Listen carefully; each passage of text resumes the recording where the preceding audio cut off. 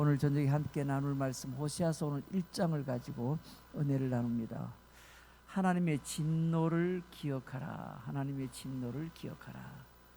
이런 주제의 말씀으로 은혜를 나눕니다.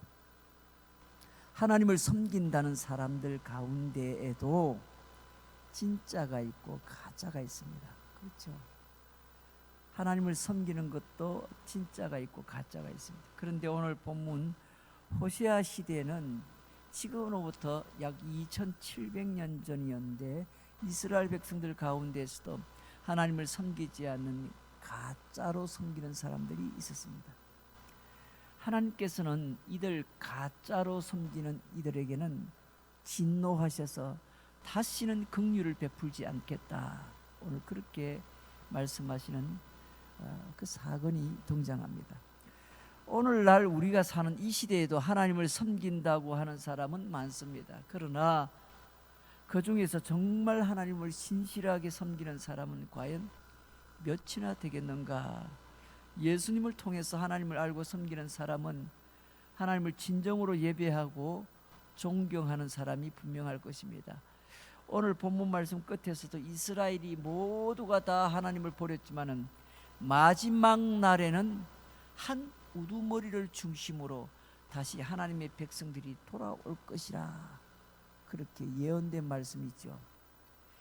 여러분, 잘못한 범죄자가 회개하고 하나님께 돌아올 가능성이 여러분 얼마나 된다고 생각합니까? 종종 살아가면서 이런 말을 합니다. 사람이 그리 잘 변하겠는가? 사람 잘 안 변해. 그래요. 늘 죄를 밥 먹듯 짓는 사람, 그런 죄의 습성이 들어있는 사람이 다시는 죄를 짓지 않고 완전히 새 사람이 되고 회개하고 돌아올 가능성이 얼마나 되겠는가? 일시적으로 내가 잘못해서 후회하면서 그렇게 반성의 모습을 잠깐 보일 수는 있겠지만은 근원적으로 과연 그 죄에서 완전히 돌아서서 더 이상 다시는 그 죄를 짓지 않으려고 하고 회개하고 돌아올 사람이 얼마나 되겠는가라는 겁니다.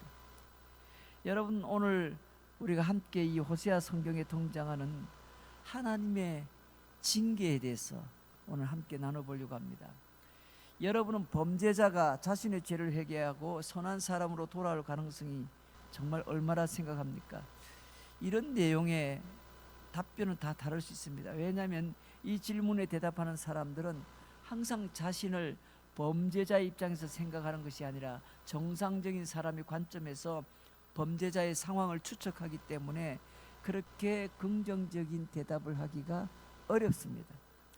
하지만 만약에 자신이 범죄자라 생각하고 다른 사람이 나에게 회개하고 선하게 살 수 있는 기회를 준다면, 나에게 그런 기회를 준다면 거기에 부응해서 선하게 살 수 있는 가능성이 얼마나 되겠느냐고 묻는다면은 그 대답은 많이 달라질 수 있습니다.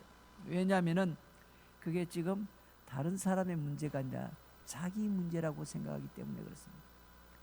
여러분, 사람들은요, 어떤 사건을 놓고도 그 사건이 나하고 관련이 없는 다른 사람들의 문제고 다른 사회적인 문제라 했을 때는 어떻게 보면 자신은 제3자가 되어지고 그것에 대해서 뭐예요?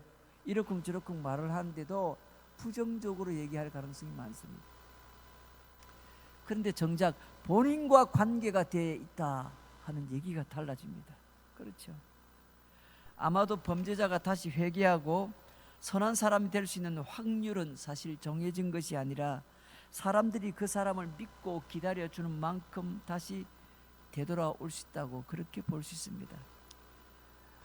간단한 어떤 이야기를 하나 소개합니다. 1921년에 미국의 남편 루이스가 그 싱싱 감옥이라는 감옥에 소장이 되어 있을 때 그의 아내 캐서린은 어린 세 딸을 둔 엄마였습니다. 그녀는 감옥 안에서 농구 경기가 열리자 세 딸을 유모차에 태우고 가서 죄수들과 함께 외야석에 앉았습니다. 남편과 나는 여러분을 돌보게 되었습니다. 그리고 나는 여러분이 나를 돌볼 것을 믿어요. 그렇게 생각을 하고 외치고, 그녀는 한 살인범이 눈이 멀었다는 것을 알고는 그에게 점자를 가르치며 책을 읽을 수 있도록 해주었고, 귀가 잘 안 들리는 죄수들을 위해서 수화를 배우기도 했습니다. 그렇게 16년 동안이나 이 캐서린은 이 감옥의 죄수들의 굳은 마음을 부드럽게 했습니다. 그러던 어느 날 아침에 캐서린이 출근을 하지 않자 죄수들이 무슨 일이 일어났는가 그렇게 걱정하고 염려했습니다. 그날 그녀가 자동차 사고로 사망했다는 소식이 온 감옥 안에 퍼졌습니다. 그리고 그녀의 시신은 감옥에서부터 얼마 떨어지지 않는 그녀의 집에 안치되었습니다. 이게 1921년에 일어난 이야기니까요. 한 교도관이 순찰을 돌 때 감옥 입구에 많은 죄수들이 모여 있는 것을 발견했습니다. 그들의 눈에는 눈물이 고여 있었고 얼굴은 매우 엄숙했습니다. 그리고 그 교도관은 놀라운 결정을 내립니다. 그들이 지금 눈물을 흘리면서 바라본 이유는 뭐겠습니까? 자신을 16년 동안에 죄인 취급하지 않고 따뜻한 이웃으로 그렇게 상대해 주면서 수화도 가르쳐 주고 또 여러 가지 책도 가르쳐 주고 또 이렇게 점자도 가르쳐 주고 이렇게 따뜻하게 죄수들에게 대해 준 그 캐서린이라는 이 여인이 죽었다는 소식에 모두가 다 슬퍼했습니다. 교통사고로 죽었다니까. 그래서 교도관은 그들의 눈을 바라보고 어떻게 해요? 좋습니다. 그럼 여러분 가십시오. 문을 열어다 줄 테니까 저 캐서린 집에 가서 다 그 장례식에 가서 보고 오라는 겁니다. 다만 오늘 밤 안으로 가서 보고만 다 돌아오십시오. 이 감옥의 죄수들은 살인범, 어린이 강간범 등 국가에서 평생 격리시킨 미국의 최악의 범죄자들이었습니다. 그러나 이 교도관이 감옥의 문을 열었고 죄수들은 아무 감시 없이 캐서린의 집까지 걸어가서 경의를 표했다고 합니다. 그리고 그날 밤 한 사람도 빠짐없이 모두가 다 감옥으로 스스로 되돌아왔다고 합니다. 이 사건은 온 세계가 진정한 사랑이 어떻게 사람을 변화시켰는지를 보게 했다고 합니다. 사랑으로 자기들을 돌봐준 그 한 여인이 16년 동안 돌봐줬는데 이 여인이 교통사고로 죽었다는 소식을 듣자 말 그대로 우리로 치면 문상이라도 한번 가보고 싶은데 감옥에 갇혀있는 몸이니 그 마지막 얼굴이라도 한번 보고 오고 싶은데 가지를 못하는데 이 범죄자들 아닙니까? 내버려두면 어떡해요? 다 도망갈 사람들 아닙니까? 그런데 이 사람들에게 다시 돌아올 수 있도록 그들에게 기회를 주었던 겁니다. 그런데 한 사람도 빠짐없이 다 돌아왔다고 하는 겁니다. 아무리 범죄자라 할지라도 자신을 믿어주고 또다시 돌아올 수 있는 가능성이 있다는 것을 확신하는 사람이 있다면 그는 다시 선한 사람으로 되돌아올 수가 있을 것입니다. 누군가가 자기를 믿어주는 사람만큼은 실망시키고 싶지 않은 거죠.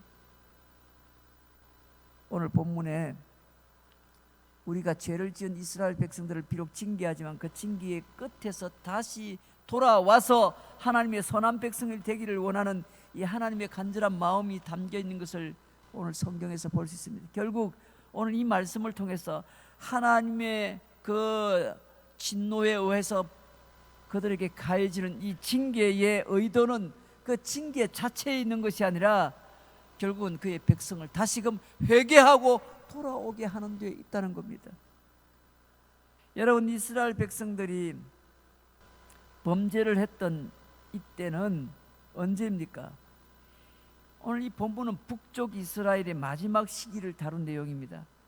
이스라엘 백성들이 음행을 행했습니다.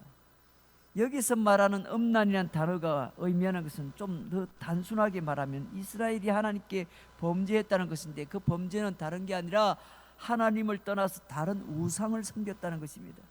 그것은 마치 남편이 있는 여인이 남편과 함께 살다가 어떤 때가 되면은 나가서 다른 남자와 간음하는 것에 비유한 것입니다. 이 모습을 통해서 이스라엘 이 백성들이 하나님을 떠난 죄악을 하나님께서 지적하신 것입니다. 이스라엘을 간음한 여인, 다시 말해 여기 등장하는 여인의 이름이 고멜이라고 합니다. 이 고멜에 비유해서 평소에는 하나님을 섬긴다고 하면서 정작 어떤 일을 만나게 되면은 하나님을 완벽하게 신뢰해야 함에도 불구하고 마음속으로는 다른 신이나 또는 다른 의지할 것들을 신뢰한다는 겁니다. 이렇게 신앙적으로 신실하지 못함을 오늘 이 본문에서는 단어를 음란이라 그렇게 지적하면서 이스라엘을 향한 하나님의 징계는 호사의 아이에게 고멜과 결혼해서 아기를 낳음으로써 그 선지자의 삶 자체를 통해서 하나님의 마음을 표현하도록 했습니다. 아이가 셋을 낳았는데 그 셋 아이의 이름들은 다 결국은 하나님의 마음이 담겨져 있는 이름들입니다. 고멜이란 이 음란한 여인을 아내로 얻은 호세아 선지자의 마음은 어떠했을까요? 그것은 마치 하나님을 떠난 이스라엘 백성들에게 비유했다면 하나님을 떠난 하나님의 백성들의 모습을 바라보는 하나님의 마음이 어떠했을지를 우리가 상상할 수 있어야 됩니다. 오늘 본문을 통해서 우리가 하나님을 잘 신뢰하지 않고 하나님 외에 다른 어떤 것을 의지하려고 하는 그런 마음이 우리에게는 없었는지를 잘 한번 돌아봐야 되겠습니다. 왜 그렇습니까? 하나님이 그것을 가장 싫어하시기 때문에 그렇습니다. 하나님이 가장 싫어하시는 것은 바로 그것입니다. 여러분, 하나님의 징계가 어떻게 진행이 됩니까? 고멜이란 이 여인은 호세와 선지자와 결혼을 해서 그 사이에서 이남 일녀를 낳게 됩니다.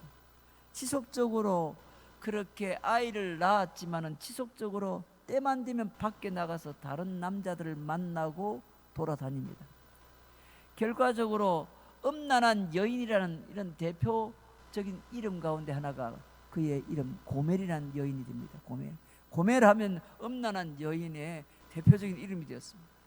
이것은 그 여인의 남편으로서 아내에게 대단히 실망스러운 모습이 아닐 수 없습니다. 하나님께서 그 아이들의 이름을 모두 하나님께서 이스라엘을 징계하신다는 그런 표징으로 사용하시기를 원했습니다. 세 아이의 이름을 볼까요? 첫째는 남자 아기로서의 이름을 이스라엘이라고 했습니다. 오늘 4절 5절 말씀을 보세요. 여호와께서 호세아에게 이르시되 그의 이름을 이스라엘이라 하라. 조금 후에 내가 이스라엘의 피를 예후의 집에 갚으며 이스라엘 족속의 나라를 폐할 것이라. 그날에 내가 이스라엘 골짜기에서 이스라엘의 활을 꺾으리라. 오늘 여기에 말씀 나온 그 의미처럼 이스라엘 골짜기에서 이스라엘의 활을 꺾을 것이라 했습니다. 좀 더 자세하게 얘기하면 이스라엘이라는 이 단어는 하나님께서 흩으시다 이런 뜻입니다. 다시 말하면 하나님께서 이스라엘 골짜기에서 완전히 패망하게 함으로 흩어버릴 것이라는 그런 뜻입니다. 두 번째 아이는 딸입니다. 로루하마라는 딸의 이름을 로루하마, 이 말은 긍휼이 없다라는 그런 뜻입니다. 호세아 1장 6절 말씀해 보니 고멜이 또 임신하여 딸을 낳음에 여호와께서 호세아에게 이르시되 그의 이름을 로루하마라 하라. 내가 다시는 이스라엘 족속을 긍휼히 여겨서 용서하지 않을 것이라 했습니다. 여러분, 히브리적 관점에서 볼 때 이 긍휼이란 말은 라함이라는 말입니다. 라함이라는 단어입니다. 이 단어로서 마치 결혼한 여자가 아기를 뱃속에 품고 있다라는 뜻입니다. 그래서 뱃속의 아기와 엄마가 연결되어서 느낄 수 있는 신비한 감정을 말하는 겁니다. 그래서 엄마는 아기의 모든 것을 받아줄 수가 있고 용서할 수 있다는 것인데, 바로 이 긍휼이 용서의 근본이 되는 개념 아닙니까? 긍휼. 다른 사람을 불쌍히 여기는 긍휼의 마음이 있어야 그 사람이 좀 못된 짓 하고 잘못한 것 용서라도 해줄 것 아닙니까? 그렇지 않습니까? 기본적으로 용서라는 단어를 우리가 말할 때는 반드시 먼저 언급돼야 될 개념이 바로 긍휼입니다. 긍휼의 마음이 있어야 용서할 것 아닙니까? 오늘 이 본문에서도 하나님을 신뢰하지 않는 이스라엘을 이제는 더 이상 긍휼을 베풀지 않겠다는 그런 의미로 그 딸의 이름을 로루하마라고 지었습니다. 세 번째 아들은 로함미. 이 말의 뜻은 내 백성이 아니다라는 뜻입니다. 오늘 8절 9절 말씀에 고멜이 로루하마를 젖된 후에 또 임신하여 아들을 낳으며 여호와께서 이르시되 그의 이름을 로함미라 하라. 너희는 내 백성이 아니요 나는 너희 하나님이 되지 아니할 것이라 했습니다. 하나님의 이 질투는 이제 더 이상 너희의 하나님이 되지 않겠다. 이런 표현에서 하나님의 강력한 의지를 볼 수 있습니다. 그럼에도 불구하고 우리는 하나님의 이 진노하심 가운데에서도 사실은 하나님의 긍휼이 여전히 남아있음을 엿보게 됩니다. 왜냐하면 지금 하나님께서 선포하시는 이 진노는 이스라엘 전체 백성에 대한 포기의 그런 선포가 아니라 이스라엘 백성들 가운데에서도 범죄한 백성들에 대한 선포이기 때문에 그렇습니다. 범죄하지 않는 이스라엘 백성도 있지 않습니까? 하나님께서 범죄한 이스라엘 백성들을 심판을 하기를 원하셨지, 범죄하지 않고 끝까지 그 어려운 상황에서도 우상 숭배하지 않고 믿음을 끝까지 지킨 사람들도 있다는 겁니다. 결론적으로 말하면 하나님께서는 이스라엘을 다시 회복시키실 마음이 있다는 사실을 우리에게 보여준 겁니다. 우리가 인생을 살다 보면 정말로 미워하는 사람에게는 뭐합니까? 말도 하지 않는다는 말이 있잖아요. 정말 저 사람 미우면은 아예 말 자체를 하지 않습니다. 여러분, 정말 화가 나고 속상하면 어떻게 합니까? 말을 합니까? 아예 말을 닫아버립니다. 그렇죠? 왜? 상종조차 하기 싫다는 것 아닙니까? 말 붙이기도 싫다는 것 아닙니까? 그래서 저는요, 말하지 않고 있을 때가 제일 무서워요. 예, 사람이. 그렇잖아요? 말하고 있을 때가 차라리 낫습니다. 말을 하면은 상대방의 지금 마음도 이해가 되고 그 상대방의 지금 현재 상태가 어느 정도 지금 되는지도 이해가 되는데, 아예 말도 하지 않고 가만히 있어 보세요. 여러분, 그 얼마나 그게 위험한 건지. 예. 하나님께서 더 이상 뭐예요? 말을 하지 않는, 끝나는 거 아닙니까? 그럼에도 불구하고 싸우고 질투하고 눈물을 흘리는 이유는 사실은 아직도 사랑하고 있다는 겁니다. 하나님께서도 정작 하나님을 섬기지 않으면서 다른 신들을 섬기는 이스라엘 백성들을 향하여 더 이상 내 백성이 아니야 라고 선포까지 하셨지만, 그 이면에는 그들을 너무 사랑하기 때문에 다시 돌아오게 하기 위한 그런 징계였다는 사실을 우리는 알고 있습니다. 사랑하는 성도 여러분, 혹시 여러분들의 인생에서도 삶에서도 하나님께서 이렇게 질투하고 징계하실 만한 부분이 없습니까? 이렇게 진노하시며 하나님께서 더 이상 그냥 두지 않겠어 할 정도로 하나님 앞에 여러분들이 하나님을 실망시키고 하나님을 의지하기보다는 세상을 의지하고 하나님보다는 물질을 더 소중히 여기고 하나님보다 심지어 자식과 내 건강을 더 소중히 챙긴 적은 없습니까?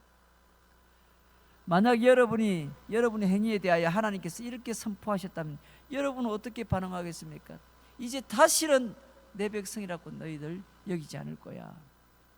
이런 하나님의 선포가 여러분에게 그렇게 전해졌다면 여러분 어떻게 받아들이겠습니까?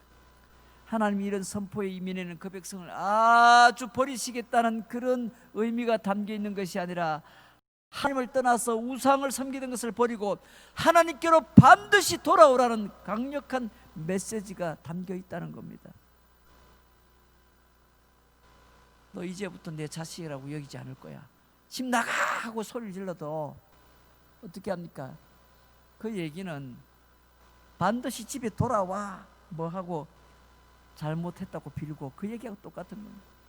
너 이제부터 내 자식 아니라고 호적을 파버리겠다고 나가라고 막 그렇게 야단을 칠 때 진짜 가버리면 안 되고 어떻게 해요? 문 앞에 서서 문 밖에 서서라도 아니 무릎을 꿇어서라도 그 진노하는 마음이 싸그라들 때까지 그렇게 잘못했다고 빌어야 되지 않겠습니까? 사실은 알고 보면 부모가 원하는 것은 그것이죠. 진짜 집 떠나라는 얘기가 아니라. 여러분, 혹시라도 우리가 이런 상황에 있다면 하나님의 그 신실하심을 우리가 정말 의지한다면요, 하나님께로 빨리 돌아올 수 있는 그런 은혜가 우리 가운데 있으시기를 주의 이름으로 축원합니다. 자, 그렇다면 우리가 어떻게 되돌아갈 수 있는가? 오늘 본문에서는 이스라엘 백성들이 그토록 하나님 앞에 우상 숭배를 하고 하나님을 실망시키고 그렇게 죄악으로 가득 찼는데 어떻게 하나님께 돌아갈 수 있는 방법, 그 방법을 하나 오늘 제시하고 있습니다. 호세아서 1장 10절부터 보세요. 10절 11절 말씀을 보세요. 그러나 이스라엘 자손의 수가 바닷가의 모래같이 되어서 헤아릴 수도 없고 셀 수도 없을 것이며 전에 그들에게 이르기를 너희는 내 백성이 아니라 한 그곳에서 그들에게 이르기를 너희는 살아계신 하나님의 아들들이라 할 것이라. 이에 유다 자손과 이스라엘 자손이 함께 모여 한 우두머리를 세우고 그 땅에서부터 올라오르니 이스라엘의 날이 클 것이로다. 자, 여기에 보니까 한 우두머리를 앞에 세우고 그 땅에서부터 올라온다 했습니다. 호세아 선지자가 활동한 이 북쪽 그 시대는 북쪽 이스라엘이 멸망하기 바로 직전의 시대였습니다. 그 시대는 이사야 선지자의 시대와 같은 시대였습니다. 호세아와 동시대 선지자였던 이사야에 의하면 하나님을 떠났던 세상은 메시아를 통해서 하나님께로 돌아오게 될 것이라. 그리고 이사야 성경에 보면 장차 한 아기가 우리 가운데 올 것이라고 했고요. 그렇죠? 장차 올 메시아에 대한 예언이 굉장히 많습니다. 같은 시대에 활동했던 이 호세아도 마찬가지입니다. 결국은 뭡니까? 이 땅에는 메시아를 통해서 하나님께로 돌아올 날이 있게 될 것이라는 겁니다. 그리고 하나님께로 돌아와서 경배할 그날이 반드시 올 것이라 했습니다. 이런 의미에서 볼 때 오늘 호세아 선지자가 이야기하고 있는 한 우두머리, 누구를 상징하는 겁니까? 바로 메시아 되신 예수 그리스도, 그분을 상징하고 있는 겁니다. 그는 하나님을 떠났던 백성들에게 다시 하나님을 알게 하는 존재가 됩니다. 복음서에서는 이 메시아를 예수라고 말씀하고 있죠. 다시 말하면 예수를 통해서 이 세상에 있는 하나님의 백성들이 하나님을 명확히 아는 때가 올 것이라 했습니다. 명확히 아는 때가. 요한복음 4장 25절 26절을 보세요. 요한복음 4장 25절 26절 이런 말씀이 등장합니다. 여자가 이르되 메시아 곧 그리스도라 하는 이가 오실 줄을 내가 아노니 그가 오시면 모든 것을 우리에게 알려주시리라. 예수께서 이르시되 내가 말하는 내가 그라 하시니라 했습니다. 여러분, 이 세상에는 많은 사람들이 있죠. 하나님을 섬긴다고 말하는 사람도 많이 있습니다. 그러나 그 많은 사람들 가운데 정말 하나님을 알 수 있고 하나님을 예배하고 오직 하나님만을 섬기는 때가 올 텐데, 곧 메시아라는 이 존재를 통해서 사람들이 진정으로 하나님을 예배하고 하나님을 섬기는 때가 올 것이라고 말씀하면서 그분을 예수 그리스도라 그렇게 소개하고 있습니다. 여러분, 이 균형 잡힌 신앙생활을 어떻게 내가 잘할 수 있는가 할 때 여러분의 신앙생활을 점검하는 방법은 아주 간단합니다. 우리가 예수를 믿는 것도 여러분 여러 신앙생활의 칼라 가운데 어떤 교단에서는 너무 신비적인 체험을 강조하는 교단이 있는가 하면 어떤 교단은 또 은사를 강조하는 교단도 있고, 그렇죠? 가지입니다. 그렇죠? 근데 여러분, 신앙생활은 하나님이 우리를 하나님의 형상으로 우리를 지었기 때문에 우리 사람에게는 반드시 모든 신앙생활은 반드시 이 순서가 정확하게 지켜져서 신앙생활의 은혜를 받고 신앙생활을 건강하게 할 수 있습니다. 어떤 순서입니까? 여러분, 우리 사람을 인격적인 존재라고 합니다. 그렇죠? 하나님의 형상으로 지음받은 하나님의 사람들, 하나님의 백성들에게는 인격적인 존재로 지었기 때문에 하나님을 닮아 있는 부분들이 형상에 담겨져 있어요. 우리가 그것을 지정의라고 합니다. 그래서 믿음도 신앙도 이 지정의 순서로 되어야 됩니다. 지가 뭡니까? 말 그대로 아는 겁니다. 자, 첫째로 예수가 누군지 알아야 됩니다. 예수님이 누구시죠? 물으면 예수님은 나를 위하여 이 땅에 오신 분이고 나의 죄를 씻기 위하여 십자가에 달려 죽으신 분이고 3일 만에 부활하셔서 성천하셔서 지금도 하나님 보좌 우편에서 나를 위하여 기도하고 계신 분이며 그분은 나의 진정한 구주가 되십니다. 이렇게 내가 알고 있습니다. 지자입니다. 지. 첫째는 신앙은 알아야 합니다. 그렇죠? 알아야 예수님이 누군지 알아야 됩니다. 그 다음에는 그분이 뭐예요? 느끼는 겁니다. 감정적인 부분이죠. 내 마음에 온전히 그분을 느낄 수 있어야 됩니다. 그렇죠? 그래서 예수님 누군지를 알았으면 그분이 내 마음에 가득 차 옴을 우리가 느낄 수 있어야 돼요. 느낄 수 있어요. 느낌이 없는 신앙생활을 하면 안 돼요. 느낌이 있어야 되죠. 그 다음에 세 번째가 뭡니까? 지정의입니다. 내가 믿는, 내가 알고 있었던 그 예수님, 내가 마음으로 체험하고 느끼는 그 예수님을 내가 마지막에 의지적으로 실천하는 겁니다. 실제로 예수 그리스도의 이름을 사람들에게 전하고 예수 그리스도의 이름으로 사람들을 섬기고 구제하고 봉사하고 전도하고 선교하고 이 모든 행위가 나오는 겁니다. 그래서 예수님을 알고 느끼고 예수님의 그 영광을 드러내고 사람들에게 실천하고 지정의 요 세 가지가 그대로 순수도 틀리면 안 됩니다. 순수도 이 순수대로 가야 되는 겁니다. 어떤 사람은 예수님 잘 몰라. 그런데 마음으로 그냥 예수님을 나의 뭡니까 우상으로 삼아가지고 그냥 뭐 늘 막 울면서 그냥 너무 정적으로만 그냥 미쳐 있는 사람들이 있어요. 그런 분에게 예수님이 누구신지를 물어보면 아는 것도 거의 없어요. 예수님이 자기에게 어떤 분이 되는지도 잘 몰라. 여러분 그 대단히 신비주의적이고 너무 감성적으로만 쳐져 있는 신앙생활을 할 가능성이 많아요. 또 체험주의에 빠지기가 쉬워요. 그런 사람. 그렇죠? 그래서 이 순서가 정확해야 돼요. 사실은 예수 그리스도를 먼저 알아야 됩니다. 그래서 요한복음에 보면은 내가 이 성경을 기록하는 것은 예수 그리스도가 누구인지 너희에게 알게 하기 위해서, 영생이 무엇인지 알게 하기 위해서, 이 성경에서 목적을 그렇게 분명히 얘기하죠. 예수님이 누군지를 우리가 알아야, 느껴야, 그리고 그분이 내가 알고 느끼는 그분을 내가 실제적으로 내 생활에 적용해서 실천하고 드러내어야, 그래야 온전히 예수를 믿는 겁니다. 그게 이 세 가지 중에 어느 한쪽만 하고 앉아 있으면, 그래서 뭐 아는 것만 실컷 알지 실제로는 느낌도 전혀 없어. 십자가를 생각해도 눈물도 한 푼 안 흘려. 전혀 감동이 없어. 죄를 지어서 하나님 앞에 회개하고 통곡하고 돌아와야 되는데 그렇게 회개할 줄도 몰라. 전혀 이 사람은 뭐예요? 교회를 오래 다니고 아는 건 너무 많네. 그렇죠?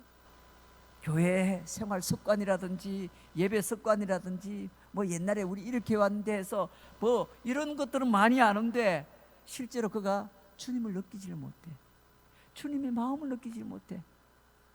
그리고 그 마음을 느끼고 내가 실천해야 되는데, 어려운 사람이 있으면 돕고 예수 모르는 사람이 있으면 복음을 전하고, 그렇죠? 이런 거 해야 되는데 할 줄 몰라. 아예 교회만 오래 다녀서 이 머릿속에 든 것만 많아가지고 이 머릿속에 든 예수님이 가슴까지 내려가지를 않아. 여러분 그렇게 하면 신앙생활이 엉망이 되는 겁니다. 기형아가 되는 겁니다. 균형이 깨어진 신앙생활을 하기가 쉽다는 겁니다. 그래서 우리의 신앙생활은 우리 하나님의 형상으로 지음받은 하나님의 백성들에게는 인격적인 신앙이 있어야 됩니다. 지정의가 잘 균형 잡혀 있는 그런 신앙생활을 하셔야 됩니다. 그래야 쓸데없는 잘못된 신비주의나 이단이나 이런 데 잘 빠지지가 않습니다. 예.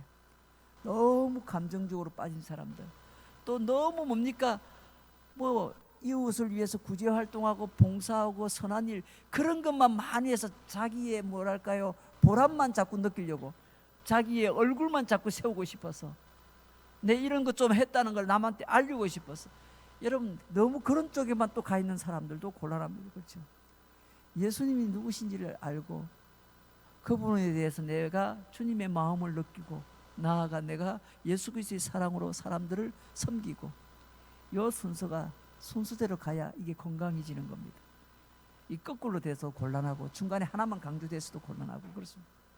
그래서 생각 밖에요, 제가 이렇게 이번 코로나19도 와서 참 우리가 교회가 잘 대응하고 사회적으로도 이웃 사람들과의 관계도 잘해야 되겠는데, 생각 밖에 크리스천들이 너무 이기적으로 비춰질 가능성이 많습니다. 우리는 나름대로 잘한다고 하는데도 이웃 사람들이나 세상 사람들이 우리를 이기적인 그런 집단으로 비난할 가능성이 많다는 겁니다. 왜 그럴까요? 우리가 너무 우리의 신앙은 우리가 지켜야 된다는 이게 너무 강한 거예요. 다시 말하면 하나님과 나 사이의 관계를 아주 중요하게 여기는 겁니다. 그 중요한 거 맞아요. 맞는데 중요한 것은 하나님과 나의 관계도 중요하지만 하나님이 나를 통해서 세상에 나아가 하나님의 영광을 드러내는 하나님의 뜻, 그렇죠? 하나님의 뜻이 더 중요한 것 아닙니까? 하나님의 뜻이 더 중요합니다. 먼저 그의 나라와 그의 의를 구하라. 이게 더 중요한 겁니다. 그런데 우리는 먹을 거, 입을 거, 마실 거 그게 더 중요하다고 생각해서 그게 걱정이 되어지면은 신앙은 전부 다 균형이 다 깨지는 겁니다. 왜 하나님은 호시아 선지자를 통해서 이스라엘 백성들을 향하여 이렇게 강력하게 진노하시면서 외칩니까? 다시 돌아오라는 겁니다. 징계하시는 목적은 세상을 징계하는 게 아닙니다. 코로나19를 통해서 세상을 징계하는 것만이 아닙니다. 사실은 알고 보면 예수 믿는 하나님의 백성들을 더 징계하고 있는지도 모릅니다. 호세아 선지자가 지금 이렇게 외치는 것은 믿지 않는 세상 사람들, 그 사람들을 징계하려고 하는 게 아니라 믿는 백성들을 징계하는 겁니다. 이방 여러 나라를 징계하는 것이 아니라 하나님의 백성들을 지금 징계하는 겁니다. 그래서 우리는 하나님이 우리에게 보여주시는 여러 가지 어려운 심판과 재난의 징조들을 보면은 그것이 세상을 향한 것이 아니라 알고 보면 누구를 향하여? 하나님을 잘 믿는다고 교만하게 살아가는 백성들을 향해서, 자기 백성들을 향하여 주시는 징계일 수도 있다는 것을 잊지 마셔야 돼요. 물론 세상이 죄악이 관영하니까 세상도 심판하는 의미가 있지만 예수 잘 믿어야 될 하나님의 백성들이 자기 역할을 못하고 어리석게 살아간다면 자기 백성들을 그냥 두지 않을 것 아닙니까? 부모가 자식이 잘못되는 거 그냥 내버려 둡니까? 회초리를 가지고 때려서라도 징계를 해서라도 자식을 바른 길로 걸어가게 하는 게 그게 부모지. 그렇지 않으면 그 부모가 가짜 부모고 그 아이는 사생아가 될 것이라고 했습니다. 여러분, 세상은 이미 받을 심판이 정해져 있습니다. 그냥 내버려둬도 이 세상은 뭐예요? 하나님의 심판이 이미 대상이 되어 있는 겁니다. 그러나 이스라엘 백성들, 택한 백성들, 저와 여러분들, 이런 하나님의 성도들은 하나님께서 왜 진노하시면서 징계를 주시는가? 사랑하시기 때문에 그런 겁니다. 내가 너희를 흩어버리겠다, 너희에게 긍휼을 베풀지 않겠다, 다시는 너희를 내 백성이라고 말하지 않겠다, 이렇게 하나님께서 진노하시면서 선포한 것은 스스로 하나님의 백성이라고 말하면서 그 이름에 합당하게 살아가지 못하는 하나님의 백성들을 향한 징계임을 잊지 말아야 돼요. 그 어느 때보다 이런 코로나19라는 재난 가운데 성도들은 정말 겸손해져야 되는 겁니다. 교회는 더 겸손한 자세를 갖고 우리 이웃을 향하여 자세를 취해야 될 것입니다. 하나님을 완벽하고 정말 진정한 여러분의 하나님을 섬기며 또 신뢰하고 진정으로 하나님을 의지하고 계십니까? 아니면 입으로는 교회 다니면서 하나님 섬긴다고 하지만 막상 어떤 일이든지 부딪히기만 하면 다른 우상을 섬기거나 다른 세상에 뭐 힘 있는 사람들에게 도움을 구하고 그들을 의지하고 따르지는 않았습니까? 전능하신 하나님만 믿는다고 그렇게 입으로는 그렇게 말을 하면서 실제로는 세상을 따르는 행동을 하면서 살지 않았냐는 겁니다. 이중적인 신앙생활, 위선적인 신앙생활 하지 않았냐는 겁니다. 겉으로는 남편 호세아에게 아내 행세를 하면서 틈만 나면 뭐예요? 나가서 외간 남자들과 간음을 하고 다니는 고멜과 같은 여인의 모습이 오늘 우리의 신앙의 현주소는 아닌지 돌아보라는 겁니다. 진짜 우리 예수 잘 믿고 있는지, 우리 이중생활하고 있지 않는지, 우리 나가서 세상에서 흘러가는 대로 즐기면서 세상 사람과 별반 다를 바 없이 내 욕심과 내 탐욕을 채우기 위해서 온갖 일들을 하면서 그렇게 살지는 않았냐. 사랑하는 성도 여러분, 우리가 온전하게 주님을 따르지 못하고 시시때때로 주님 앞에 죄 가운데 살았다면 하나님 앞에 이번 코로나 기간이 아마 끝나려면 그게 해결이 되어야 끝날지도 모르겠어요. 내가 하나님 앞에 바르게 서지 않는다면 하나님께서 어쩌면 나를 향한 진노는 여기에서 멈추지 않고 이후에 더 계속될지도 모릅니다. 다른 어떤 것을 통해서라도 하나님의 진노는 계속될 수도 있습니다. 여러분, 오늘 호시아 말씀을 통해서 다시 한 번 더 우리의 삶을 살펴보고 하나님을 신실하게 섬길 수 있는 오직 하나님만 전적으로 의지하여서 이 어려운 때에 도리어 전능하신 하나님을 더욱더 깊이 의지하며 나아가심으로 전무후무한 하나님의 특별한 은혜를 경험하는 저와 여러분 되시기를 주의 이름으로 축원합니다. 우리 함께 기도합니다.